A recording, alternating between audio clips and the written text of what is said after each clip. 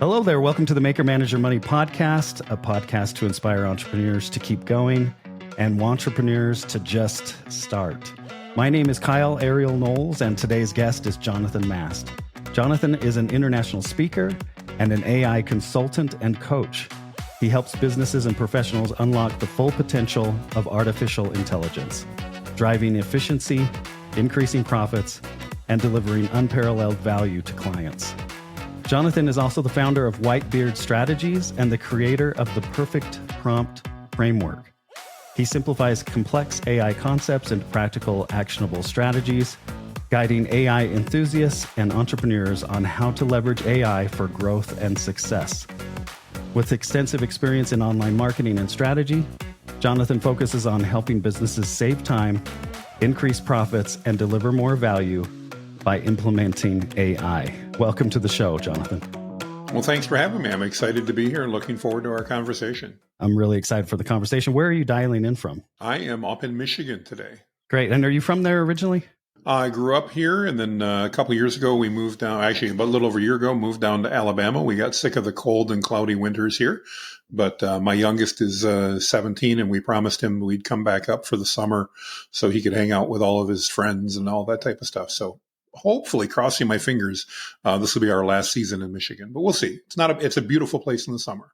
Yeah, very beautiful. And it will be cooler than Alabama for sure. By a long shot, yes. Well, could you share a bit about your entrepreneurial journey and what led you to transition towards helping businesses leverage artificial intelligence for growth? Sure. I've been in sales and marketing most of my life and sold all kinds of different things. My wife loves to laugh that she never knew she was going to marry somebody that had sold both cars and pigs and other things in between. But most of my time has been spent in IT and IT related sales. And then that led me into digital marketing. And in 2010, I founded my own digital marketing agency. And we focused on helping people build websites and do digital marketing from a marketing perspective, as opposed to a developer's perspective. A lot of websites back when we started in 2010 were still based on, hey, it works because it was developed by a developer, as opposed to it converts and makes you money because it was done by a marketing company. And so we did that. And then in 2022, when ChatGPT added the AI interface onto ChatGPT and made it accessible, I started using it a lot more, and I was like blown away. And just the productivity gains I got. But I saw my team was kind of on the other side. They're like, oh boy, I don't know. I'm a little unsure of this AI stuff. I think it might take my job. And having spent almost 15 years doing my thing in digital marketing, it's like, hey, it's time to take a step away. So in 2023, I stepped away from that agency and decided to found Whitebeard Strategies. And we're focused, as you mentioned, on coaching and mentoring businesses and their teams to help them leverage AI. That's awesome. And when you were younger then, growing up, did you exhibit any signs of entrepreneurship, or were you entrepreneurial?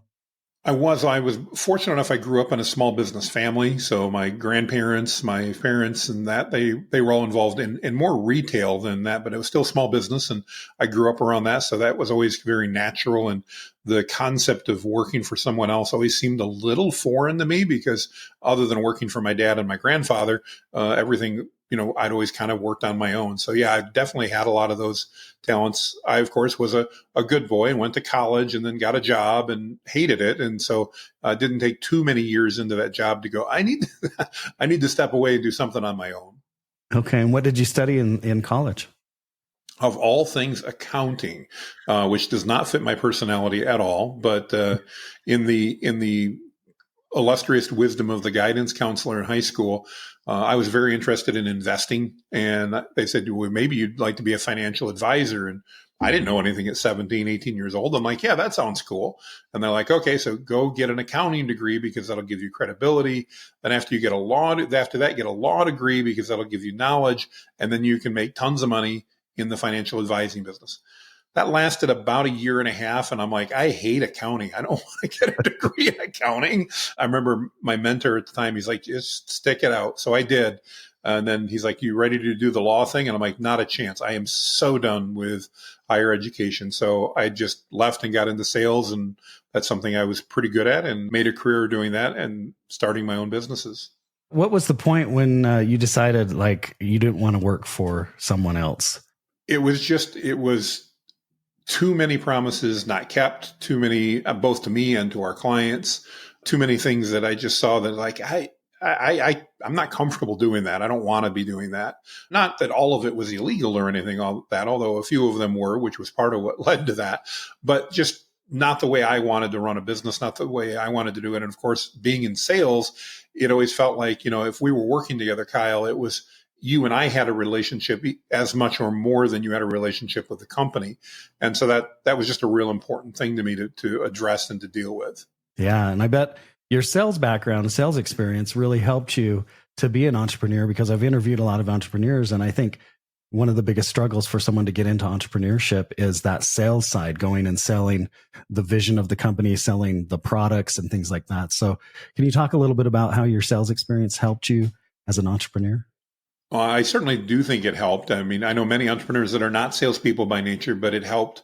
And I'm biased, of course, but I've always subscribed to the theory since I heard it from one of my mentors many, many years ago, which was nothing happens until somebody sells something. And I know even now in the coaching that I do, I talk to so many entrepreneurs and entrepreneurs, and one thing they often struggle with is, how do I make that first sale? And you and I both know until somebody buys something, we can plan till the cows come home. We can have all of our ducks in a row just perfectly. But if at some point we don't sell anything, we don't have a business. And so I think that sales background has been very helpful. I know it's frustrated some people along the way as well, because that means they don't necessarily have certain other operational skills, because I'm a sales guy by nature. But ultimately, yes, I think that has really helped. And it's definitely helped as I've grown and then decided to relaunch or launch some new businesses along the way. That ability to quickly start bringing in revenue and monetize those ideas, even if we were maybe building the plane as it was taking off, as I'm often known for by my team. Again, for me, that model worked really well. Okay. And what kind of suggestions and recommendations do you have for, people that are getting into entrepreneurship or want to get into entrepreneurship and maybe don't have that sales background? How do they learn, just even the fundamentals of sales? What are your recommendations? Great question. I think, probably one of the biggest mistakes I see entrepreneurs making is that they just assume if they make it or they build it, people will come. And they don't take the time to match that up to what problem are they solving for their audience. And fundamentally, I think every business, in order to be successful, needs to solve a problem for their audience. And they need to solve a problem that audience is willing to pay them money to solve. And I think that's probably the first spot that so many people miss. They're like, okay, well, I can do this. And it's like, that's great, but nobody's going to pay you money to do that. And so that's, I think, step number one. Step number two is, I think, especially on the entrepreneur side, people that have not yet walked down that path, and nothing negative by the term, by the way, just people wanting to become entrepreneurs. I think a lot of them haven't realized, we hear from the media and we hear everywhere else about, these small business people, they're making gobs of money, and we see them take a nice vacation and maybe they have a decent house and a new vehicle. And we think, man, they have got it made. What we don't see behind the scenes is oftentimes it was 10, 15, or 20 years of hustle and hustle and hustle and hustle, and maybe eating some beans and rice and not having as nice a vehicle in order to get to the point where they had progressed and got there. And I see a lot of people that don't understand the amount of hustle and hard work it takes, no matter what you're doing, in order to make a business launch and work. I agree. I totally agree with that. And when you start hearing the backstories of entrepreneurs, you're like, wow, do I really want to do that? Is that the direction I want to go? It's amazing, but it is a lot of work. And every overnight success that you've seen always has got a long backstory. That overnight success didn't generally happen overnight. It was typically over years or decades that it took to get to that quintessential overnight success. Yeah, I love that when people say it's a 20-year overnight success story. That's a much truer way to describe it generally. So your mission, Jonathan, is to empower businesses and professionals to unlock AI's full potential. So for an entrepreneur just starting out or struggling to keep going, what is the most compelling reason to start paying attention to and implementing AI today? Well, I think there's a couple, but one is my belief that AI is as monumental shift as when electricity was introduced. We can't even fathom some of the ways that we're going to be using it. But just like you and I couldn't look back and imagine living without electricity of any sort, of any kind, I really believe in the next number of years, we're going to be at that point where we're going to go, how did we do this without AI? The one thing I want to encourage every business person to understand, whether you're on a team, whether you're leading, or whether you own the company, AI is not here to replace you. It is here to amplify your skill and experience. And the only risk I see in being replaced for 99.9% of the workers out there is that they may get replaced by somebody that embraced AI and has the same skills they do. But AI itself is a tool. I often compare it to, I just watched my neighbor's house get a new roof on it recently. And I remember when I was a child, when a new roof got put on, people would literally climb up ladders and they'd carry shingles on their shoulders and they'd be hammering for days in order to put all those new shingles on a house. And when my neighbor got their new roof put on, it happened in an afternoon because a forklift came in, or a high lift, whatever it's called, and lifted all the supplies up to the roof. Nobody carried them up there. On that lift was a big air compressor, and the people that were putting the nails in weren't hammering. They were literally tap, tap, tap, tap, tap, tap, tap, putting shingles in. And they did an entire massive roof in a few hours. It wasn't because they developed new skills that the old roofers didn't have, but they had new tools, and those tools allowed them to work a lot faster. And that's really where I see AI fitting in. It is a tool that allows us to work faster and more efficiently. That means we can save time. As a business, we can make more money. And at the same time, probably for the first time ever, Kyle, we can actually deliver more value to our clients while we're making more money and saving time. Wow. And you've seen that in your practice as well? We've seen it in our practice. We've literally seen it with hundreds of our students that have gone through our trainings and our mastermind programs. Again, action is required. So I don't want to say it happens for everybody. You and I both know there are plenty of people that learn and never actually implement. You need to implement. But if you're out there as a business leader and you're wondering, where does AI fit in? I absolutely fundamentally believe that if you don't embrace AI within the next 12 to 18 months, you will be left behind by your competitors who do embrace it and figure out how to leverage it to save time, to make more money, and to deliver more value. Now, you talk to a lot of different businesses, and they're engaging you to see if you can help them. But so what's your feel? There's like 30 million businesses in the United States alone, small businesses. And I heard a stat the other day that there's only, 20,000 businesses in the United States that have over 500 employees, right? So you have all these small businesses, small to medium businesses. And what's your sense for the percentage of them that are on board with AI and implementing it and figuring it out compared to those who aren't? All the studies I read and everybody I talk to make me believe that less than 20% of the businesses in North America are actively using AI. They may have played with it a little bit. Maybe they downloaded ChatGPT and they tried it a couple times, but they're not using it on a day-to-day basis. So I know that's the one thing I hear from a lot of, is it too late? No, it's not too late. We're on the beginning of this wave, but I do believe it's a wave. And again, I do believe it's as monumental as something like the internal combustion engine or electricity. It's going to impact us in ways that honestly, I don't think, Kyle, we can even imagine today, because we don't know what we don't know. And that includes people like myself who are in the midst of what's going on. My crystal ball isn't perfect. I can't imagine some of the things that we'll be doing 6 months from now with AI that we never even thought of today. That's right. And so I imagine you spend a lot of time interfacing and engaging with AI each day. What percentage of your time, your work day, let's say in an 8-hour period of a work day, what percentage of your time are you actually actively engaging and interfacing with AI? Yeah, no, it's a good question. I don't know if I have an exact number, but I tell you, I use AI hundreds of times a day. I use it to do all kinds of things, and it truly allows me to get, I believe, probably 6 to 7 times more work done than I could do without AI. A great example is this morning, we're setting up a new training. We're actually redoing or updating a training we did about 9 months ago. It's the first time we've ever done that. I'm meeting with my marketing team, and they've got a gazillion questions. Because we're a small company and we're also growing rapidly, none of them were around 9 months ago when I did the first training. So they don't know much about it. A couple of them have taken and watched the replays, but probably not very, very much. In the old days, that would have meant literally days of sitting around, talking, planning, figuring out what we were going to do. This morning, instead, we downloaded the transcripts of 6 hours worth of training that I'd done. We uploaded that into ChatGPT. We asked it to summarize it for my marketing team based upon our goal of doing a new version 2.0 with updates, and explained that. In under 12 minutes, we had an entire briefing document for my marketing team that, upon review, it took another probably 20 minutes, had everything they need to now launch this new program and move ahead.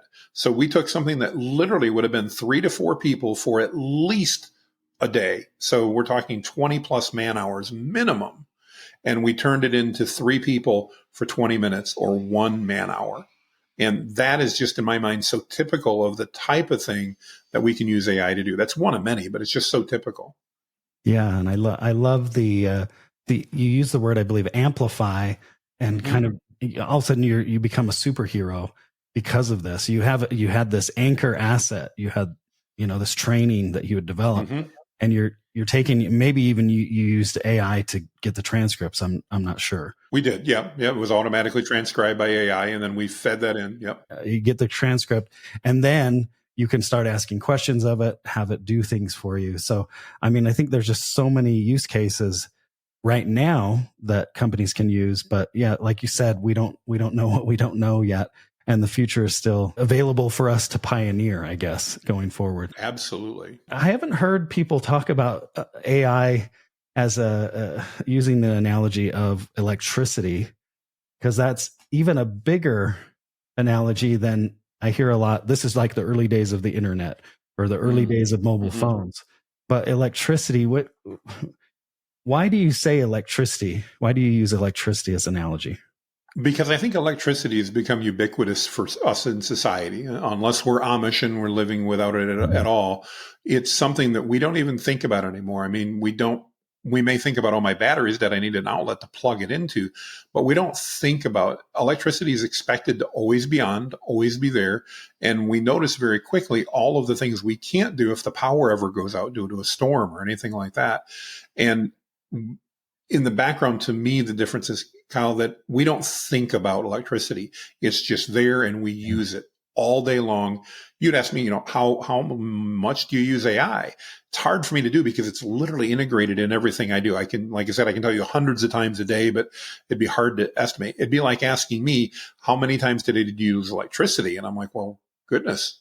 I mean, in one form or another, I probably have been using it essentially every hour I've been awake. And I look at my home, probably every hour I was sleeping too, because there were things in my home that were running off electricity that would have probably caused some issue had they not been running. So that's why I compare it to electricity, because I think it's going to be such a monumental shift that down the road, it's going to be one of those things that we don't even think about. We just utilize. I love the analogy. So, Jonathan, many entrepreneurs feel like they don't have enough time. And you mentioned that AI can dramatically increase efficiency and save you time. So can you give us a concrete, actionable example of how an entrepreneur could use AI this week to reclaim some of their time? Absolutely. I'm going to give you 2 that I think apply to almost everybody. As entrepreneurs, we almost always have processes and procedures that are up here in our head that we haven't yet shared with our team, especially in small, medium-sized businesses. It's just the way it goes. The founder and the owner often we know how we want things done, but we haven't always communicated that well. And let's face it, writing an SOP or standard operating procedure doesn't necessarily fit the personality of a lot of us founders either. We know it's important, but we don't want to take the time to do that. And for me, I'll speak as an ADD entrepreneur. It's actually painful for me to think through the detail level in that. It's cumbersome. And I'd rather go get my teeth drilled, candidly, be easier. But AI allows us to create standard operating procedures in minutes, because now All I need to do is go in and I'll talk ChatGPT. You could use any of the large language models, but I can simply go in and say, I need to create an SOP to explain to my team how to do the following. Please interview me to ask me any questions you need. Here's the outline of what I want this to do. Go. And literally it'll ask me 3 to 5 questions, maybe 7 if I've missed a few things. I can fill those in, and I'll then have a standard operating procedure that is likely 98%, if not 99% of the way done. I just need to proof it really quick. In my case, I'm going to hand it off to my ops person and say, hey, you've worked with me long enough. Go through this, make sure it's not missing anything. And that standard operating procedure that hasn't been created in years in my business because I've never got around to it, I now created in literally probably 5 to 10 minutes. Another example is as owners, we so often as entrepreneurs run into emails that we need to send that may require us to be a little more tactful, to think about how to say it. It's like, how do you tell somebody to take a hike with a smile? Because sometimes we need to do that type of thing, and it's unpleasant and it's not easy, and we often procrastinate. With ChatGPT, I can literally take that email, Kyle, that you sent me that I needed to respond to. I can paste it in and I can say, here's how I want to respond to Kyle. And I don't want to tell him to take a hike, but I kind of feel I need to set some boundaries. And ChatGPT will write an incredible response to that, unemotional, professional. I can then make a couple of quick edits and I'm done. So that email, again, that I probably would delay and procrastinate, which is going to further exacerbate the situation, I now can deal with in a few minutes, and it's off my plate. It's no more stress. It's no more, I'm not wondering about it and thinking about it in the back of my head that I got to respond to Kyle today. And maybe if you're like me, you're doing that for 3 or 4 days and you're not dealing with it. It's now taken care of in about 5 minutes. I love those examples. And in the email example, so many times I've drafted something, and I think, from my perspective, I'm not putting a lot of emotion in it or anything like that. And then I can have, as a personal assistant, have ChatGPT take a look at it and say, hey, I just want to make sure we, make this professional. And so there's a quick rewrite of something I've written. And then now it's where it should be, because like you said, taking the emotion out of language and things like that, or making sure it really hits the mark. It's incredible to be able to have those tools right there available to us. And we're 2.5 years into, Chat GPT being available to everyone now. Oh, yeah. And we talked about earlier, like there was this big spike in downloads and usage, and then it kind of dropped off. What do you attribute the initial interest and then people kind of dropping off and maybe going back to old ways? What do you attribute that to? Well, I think a lot of people, the first time they used AI, they expected it to be a magic wand. They really expected it to be, thinking back to Office, I think it was Office Depot, had the easy button. If you remember that red button they used to advertise, maybe it was Staples, I don't remember. One of the office companies did that. And I think that's how we were looking at AI. We were thinking this is going to be an easy button. The reality is it's not an easy button. It's an easier button, meaning I may not be able to hand off that task that I hate doing and have AI take care of it. But I might be able to collaborate with AI, and instead of taking 3 hours every week to do it, I might be able to do it in 30 minutes. And I think that was the mind shift that needed to happen and is now starting to happen as we're 2.5 years in, as more and more people are starting to go, all right, I'm seeing other people use AI and this makes sense. I think that's what caused it. Like any new technology, we had a big spike. Everybody got excited. Lots of people didn't take time to really dig into it. And so they were then underwhelmed with the responses they got back and thought, well, goodness, this isn't so much better than I can do myself. Now we're beginning to see more and more, again, where businesses are starting to understand how AI can be collaborative and how it can be a tool that they use, as opposed to, all the companies that were telling us up front, oh, you're going to have AI employees and they're just going to run everything. Well, no, just like if you and I stepped away from our businesses and didn't train our employees, we didn't tell them anything, we just didn't show up and let them run things that wouldn't run the way we wanted to. We need to train them. We need to give them guidance. We need to give them leadership. You need to do all of those things with an AI model too, because it simply can't read your brain and it's not going to show up and do anything. In fact, it might be too much like an employee. You might turn your computer on in the morning and have your AI running, but if I don't give it any instructions, it's not going to do anything. And we've all had employees that work just the same way. Yeah, I like that a lot. And I think you're absolutely right that's why people, they thought that it would just replace you to do all the work that you want it to do. But that leaves out all the things you need to do, like feeding it data, feeding it, instructions, just like an employee. But the other day I was on a walk and I was just like amazed, having a conversation with ChatGPT and having it, create web pages and things like that, just as I'm on a walk, right? Instructing it to do what I wanted it to do and continuing to converse and chat with it until I got what I wanted from it. Exactly. So there's this whole there's this whole thing that you still need to communicate, and you need to have good ideas, and you need to, utilize the tools.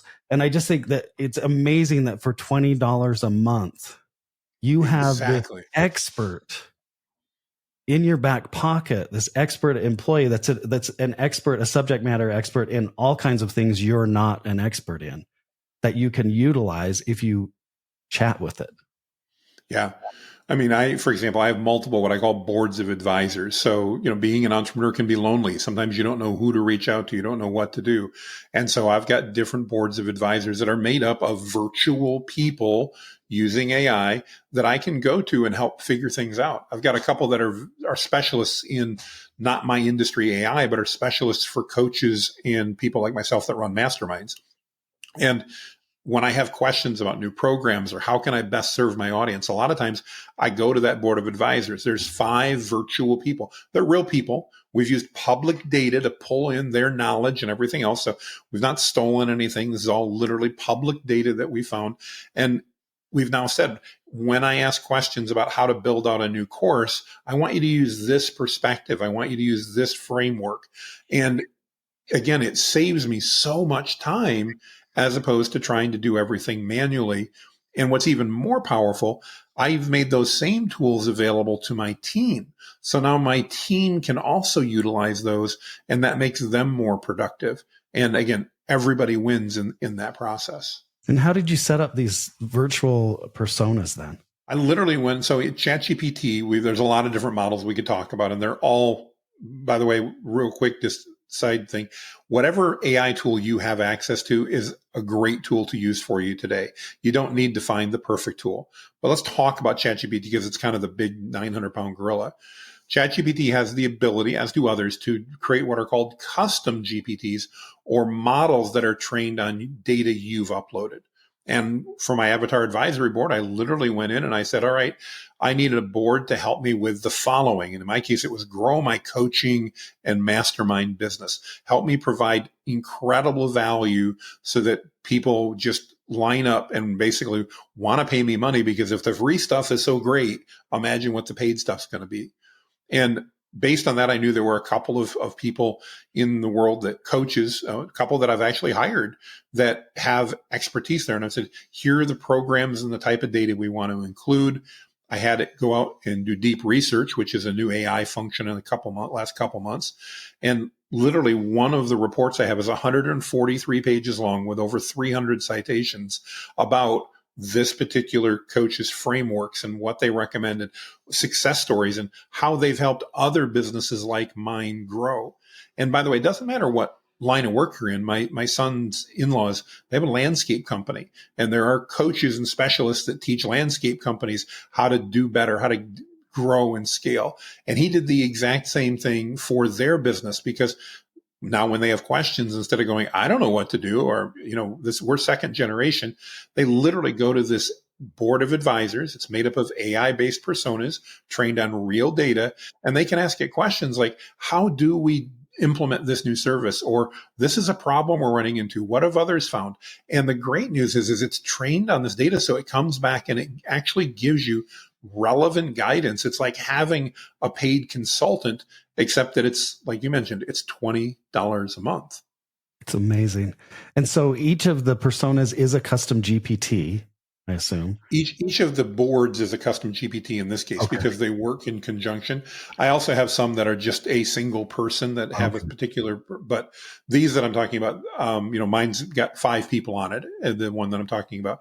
And it's defined here, the 5 individuals. Here's who they are. One of them happens to be deceased, so there's no way for me to reach out, but he has a tremendous pool of knowledge that's available. We can pull that knowledge. And so, I mentioned, my background's in sales and marketing, and I grew up on Zig Ziglar. Zig Ziglar passed away a number of years ago. I can't hire Zig Ziglar to come coach me, but Zig's got multiple books out there and tons of resources. I can train an AI model on that. And now when I have questions, if I want, I can have the persona of Zig Ziglar help guide me through based on the public data that's available. And the difference is, Zig's got, I'm guessing, dozens of books that I've bought over the years. I don't always know which one to go grab, but AI can take all that data and in milliseconds find the part that relates to cold calling or rebuttals or whatever and help me respond to that, because it's a computer. It's super fast. I love that. This is giving me a lot of great ideas for things that I'm working on right now. So one quick question, I might scratch from the record, but a quick question about custom GPTs. Can you access multiple custom GPTs at the same time? So if you had two personas, for example, that were individual GPTs, can you use both those GPTs at the same time? Kind of. And the reason I say kind of is that you can do what's called stacking. So once I begin a conversation with you, Kyle, if you're one of my avatars, and then I want to add in another, I can bring the other one into that conversation, but the only data they will have will be the data in that conversation. They won't necessarily have access to all of your data. So if I want both of them together, I need to do that. For example, on one of my boards of advisors, I have dead, living, and fictional characters. And the fictional character I have that everybody laughs about is Tony Stark from the movie Iron Man. And they're like, what do you mean? I'm like, I like Tony Stark. Don't like everything he did, but I like his attitude. So he's on my board. Steve Jobs is also on the board. He's deceased. I can literally have Steve Jobs and Tony Stark debate an issue and then give me feedback as AI would interpret that they would do. It's not guaranteed, but I can tell you it gives me insights and perspectives that I would never have thought of had I not had the opportunity. And like you said, I can do this while I'm walking down the sidewalk, having my phone, literally wearing the ear things I've got in here, and I can carry on a conversation with it while I'm walking. That's the type of efficiency I could never have done before. Yeah, having a personal assistant for $20 an hour that's an expert in everything would be amazing. But for $20 a month is super extraordinary. It's amazing times we're living in. So I know you probably used ChatGPT from the beginning 2.5 years ago. I did. Have you used some of these prompts? I see these prompts on TikTok and things like that where people are basically asking ChatGPT to tell them about themselves, because we've been sharing all this information about ourselves, our hopes and dreams and projects and different things we're working on. Have you used some of those prompts, and what has been amazing or revealing to you about the conversations and the things that ChatGPT knows about you that maybe you didn't know about yourself? Well, I'm probably unique there because I do so much coaching and training. I actually have turned off all the memory features in ChatGPT. And the reason is I don't want to cross-pollinate as I'm working with different companies and have it decide that it's going to use certain data. So I have it off. But I've talked to many people that have used that and turned it on. I think a lot of it is insightful because I don't think most of us take the time to really try to understand ourselves. I may be unique in that area. I got diagnosed with ADD when I was 43 years old, and that caused me to take quite a bit of time to really analyze who Jonathan was and what were the God-given strengths and weaknesses that I had, because I realized I'd spent 40 years of my life trying to become something everybody else said this is what success looks like. And at that point, I was able to reevaluate, and over the next number of years, learn that if I could lean into that circle of genius, those things that I was just wired to do well, and not try to become great at everything that I sucked at. And there's a big list there that I could hire people to do. My business and my life got so much better. My business soared in success when I started doing that. My life got so much less stressful when I started doing that because I was able to focus on that. Long answer to a very good question. Yes. I think for a lot of people, that's where ChatGPT can be really helpful because it is trained on all kinds of data and it can provide you with insights that you may or may not have ever really taken the time to dive into on your own. For sure. And I think it's a lot easier to share even, personal things and dreams and things that you have with ChatGPT than it is sometimes with other humans. And it's remembering all of that, and it's not approaching it from a judgmental standpoint. So the feedback is extraordinary. And I can see that, AI and we already have doctors and therapists and things using AI as they're meeting with patients to not only record the transcript, but also to get feedback on. So this is going to be something that's amazing moving forward. And again, $20 a month compared to a $200 session with a therapist. It's, some people can't afford these, expensive therapists. And so I can see AI used going forward for a lot of therapy as well. Absolutely. Beyond saving time, you talk about AI helping businesses increase profits and uncover opportunities. What's a key way AI can directly contribute to an entrepreneur's bottom line that they might not have considered? Well, I think because most of us as entrepreneurs have more to do than we have time, one of the things we don't do a great job of is what we call audience segmentation. In other words, we don't look at our customers and try to figure out, what should I sell Kyle? And is that different than what I might sell Sarah? AI can now do that for us, and it can help us customize marketing messages. So I can now look at your behavior as a customer of mine and customize marketing messages quite literally almost on the fly, so that I can literally say, all right, it's day 3 of a campaign. We need to send Kyle a follow-up. Here's the general message I want to send, but I want you to look at Kyle as a customer and his experience, and I want you to customize this message inside the boundaries that I gave you to fit for Kyle. And all of a sudden, now you're able to get marketing messages that you feel resonate with you, because you're like, how did Jonathan know that? How did he know? Wow, because we have that ability to do those deeper dives that we literally just never had the time to do. It wouldn't have been worth it to pay somebody to go through that on a one-by-one basis. So we did kind of a broad shotgun approach. Now we have that ability to really, not to always compare it to guns, but to take that sniper rifle and go, okay, I'm going to go after Kyle with this message, and now I'm going to go after Sarah with the next one. And while they're similar, they're unique and identifiable for you and what's important for you. And that, as an entrepreneur, allows us to make more money and better serve our clients. Because and I've always believed this as a sales guy, if what I sell adds value to your life, I shouldn't want you to say no to me. I should want you to say yes, not just for the money that I'm going to make, but because of the fact that it's going to improve your life. But it's my responsibility to help you come to that realization that this value is worth you parting with some dollars for. And AI can help us do that in a scale that we've never dreamed possible before. It's an excellent example. And I was just thinking, as an entrepreneur, all the different things that you can't get to, you don't have time to get to. All the things that you can't afford to pay someone to do. Now there's an opportunity to see how AI could sort of fill in those gaps. Does that sound correct to you? 100%. I have a team of 9 people, counting myself. If I didn't have AI, I would need at least twice as many. And some people go, well, that means that people lost jobs. No, I'm a brand new startup. We're 2.5 years old. We've never had to fire somebody because we didn't need their skills. We've gotten rid of a few people that didn't fit. That's happened, but never because we didn't need their skills, because AI replaced them. But I will tell you that AI has helped us grow and scale. If we weren't in AI now, we probably would only be a third as far along the growth path as we were, because again, we wouldn't be able to act as quickly and wouldn't have taken advantage of some of that amplification. That's really cool. So, you're the creator of the Perfect Prompt framework. Mm-hmm. What is prompt design or prompt engineering, and how does having a framework like yours help entrepreneurs get significantly better results when using AI tools? Good question.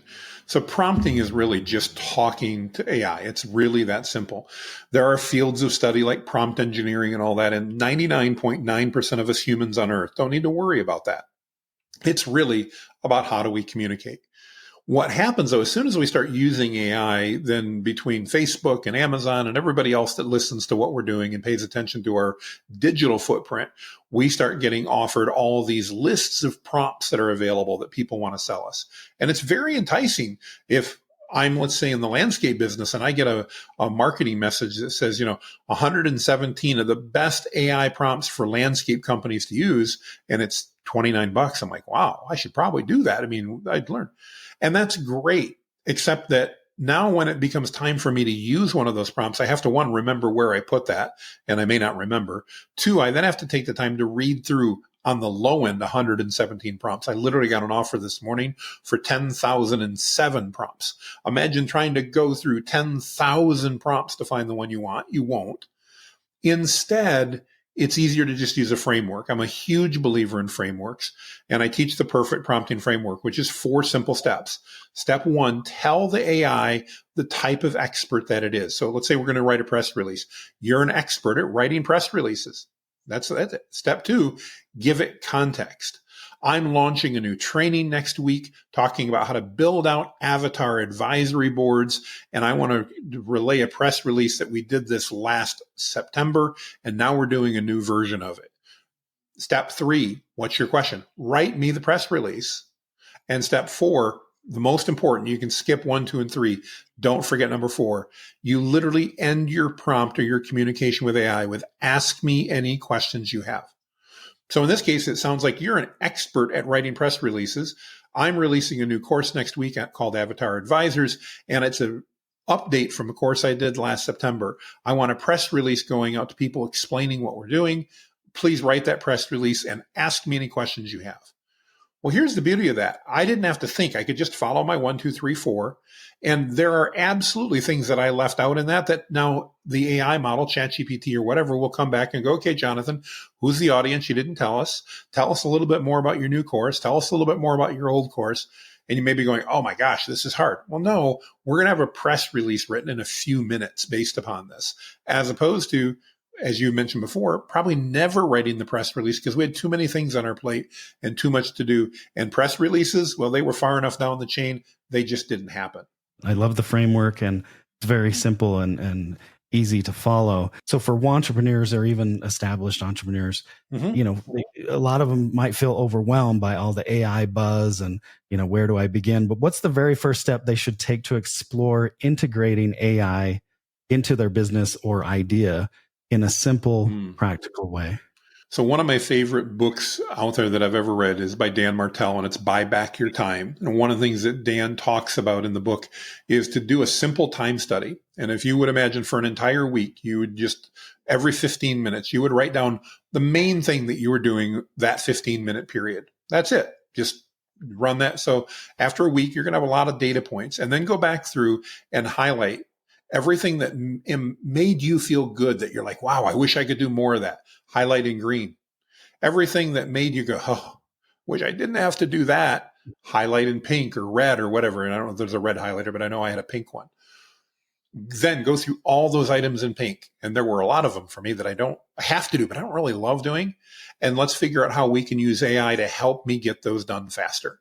And miraculously, if you do that, and you just try to pick one of those pink things every day to work on, you'll be saving hours a week by the end of the week. That's really cool. That's great advice. Thank you for sharing that. And name the book again. Buy Back Your Time by Dan Martell. And it basically talks about how as entrepreneurs, we often do too much of our own work. And it's not that it's bad, but I'll give you the one example he gives. It's true for me. So I don't mow my lawn. Not because I'm too lazy to mow my lawn, but it costs me $45 to have my lawn mowed every week. It takes the lawnmower crew that comes in and trims and everything else about 45 minutes to do that. So I'm paying them $1 a minute. And you go, that's crazy expensive. No, because it would probably take me 3 hours to do it. And then I'd have to have the equipment. I'd have to have everything else. And by the way, I don't really enjoy cutting my yard. So now I'm trading $45 for 3 hours of my time. I'll do that all day long because I make more than $15 an hour. So why wouldn't I want to do that? I'm oversimplifying it, but that's really what the book is about. And again, that time study thing for me was just critical. It's like, yeah, I don't want to spend 3 hours a week mowing my yard. I don't enjoy doing that. Well, I don't have to, because for $45 a week, somebody else will do it for me. They'll do a better job. My wife's happier. I'm happier. We all win. That's great. So a core benefit you highlight is delivering unparalleled value to clients. How can AI help an entrepreneur enhance their customer experience or the value they provide in a way that builds loyalty and growth? First and foremost, have AI go through your customer onboarding experience. No matter what you do when you bring a customer on, explain that to ChatGPT and have it help you improve it. I will promise you, no matter how much time you spend on it, you can improve your onboarding process to build more loyal customers and to make them go, wow, I am so glad I decided to work with Kyle. So that's step number one as far as adding more value. Step two is the fact that AI is going to let you save time. So you're going to be able to deliver whatever you're doing currently to your clients generally in less time.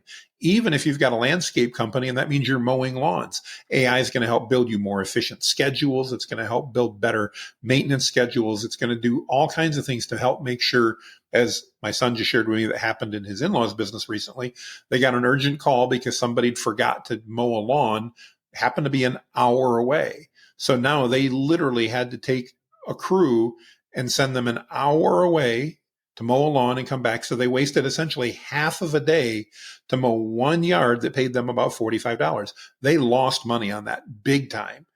That happens in business. Some of it's unavoidable, but if AI can help us with our schedules, it doesn't take many of those that don't happen again. And again, we can now provide more value to our clients because maybe we've got an extra 5 minutes now to spend on taking care of Miss Wood's roses instead of skipping them because we didn't have any time. That can create more value, more trust, and more loyalty.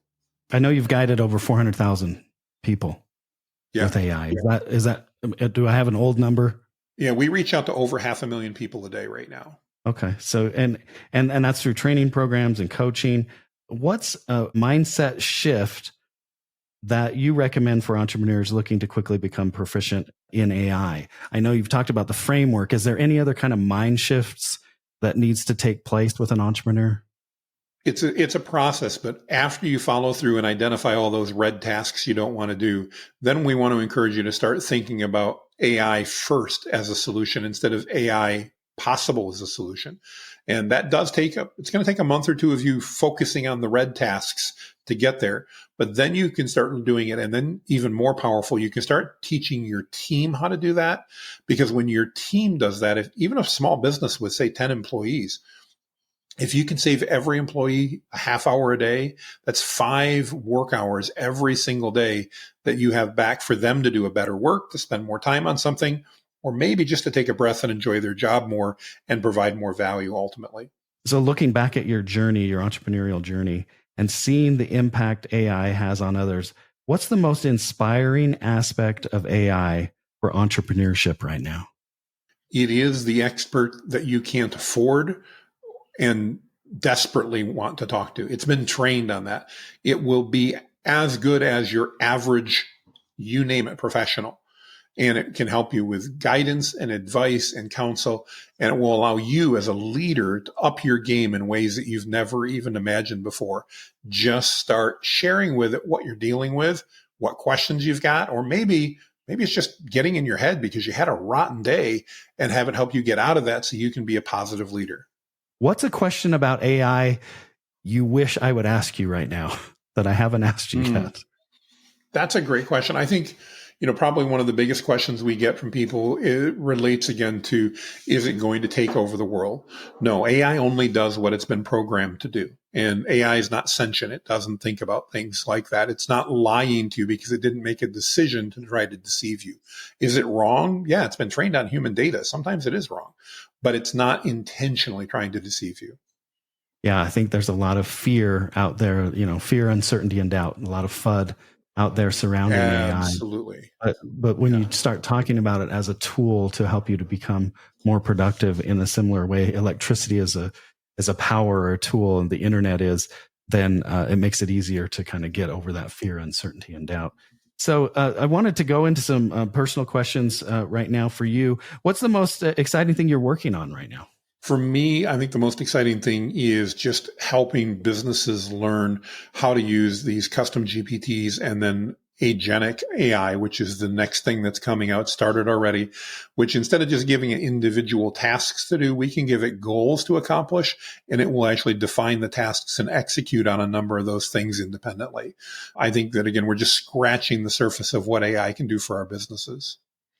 Okay. What's your number one skill? I know you've been in sales, you've done marketing, digital marketing, you're now doing consulting and coaching, but if you were to sum up Jonathan Mast and this is my number one skill, what is that?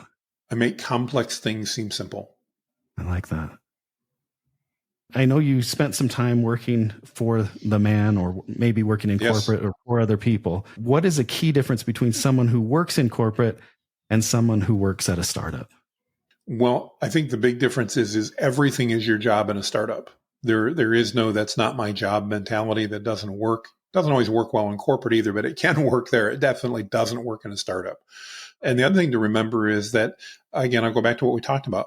Nothing happens in a startup until you sell something. And I see way too many business owners and entrepreneurs spend too much time planning everything out for every eventuality, and they never get around to selling anything. And I find that they often lose steam then before they sell something. I would encourage everybody out there, messy success beats clean failure every day of the week. I love it. So what TV, movie, book, or musical or opera character do you most relate to? Boy, that's hard.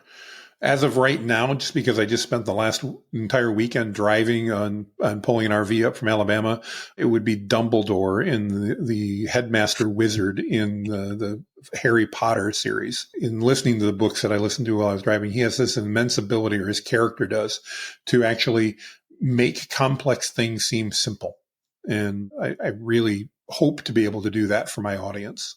Who has had the most significant impact on your life? Probably my wife. Had a lot of issues, screwed up a lot of things. My wife's one of the few people that just unequivocally believed in me and turned me around. I love that answer. What's the book that you recommend the most to people? Probably just the one we talked about, the Buy Back Your Time by Dan Martell. I think it is so impactful for a business person. And it's one of those things we don't often think about. Time is something we either spend wisely or we lose it. And I think learning how to do that better is really important. I can't wait to read it. It's going to be next in my queue. Thanks for the recommendation. So lightning round of questions. Favorite candy bar? I haven't had a candy bar in forever, but the favorite of all time doesn't even exist anymore. It was called a whatchamacallit, and it was like Rice Krispies and chocolate, all that together. Came out when I was in grade school. Love those things. Okay, it still exists, so I'm going to send you. Okay, see, I don't. I try not to eat candy because it's not good for me, but that'd be my favorite. Okay, awesome. So, favorite music artist? Boy, that's a real tough one. Growing up, it was Def Leppard. I'm an 80s kid, and I used to love Def Leppard. Now it's probably going to be like a Hillsong Worship or something like that I listen to. Favorite cereal? Oh, boy. Frosted Flakes. Mac or PC? 100% Mac. Google or Microsoft? Google, both evil, but Google less evil than Microsoft. Dogs or cats? I love them both, but cats are easier to take care of. Phantom or Les Mis? Definitely Phantom. Okay, and last question for you, Jonathan. What's the worst thing about being an entrepreneur, and what's the best thing about being an entrepreneur? Probably one in the same. No accountability. I mean, ultimate accountability, yes, but no direct day-to-day accountability. It's the worst thing because sometimes that hampers us, but it's the best thing when, it's sunny out and my motorcycle's calling and I want to go take a ride. I love that answer.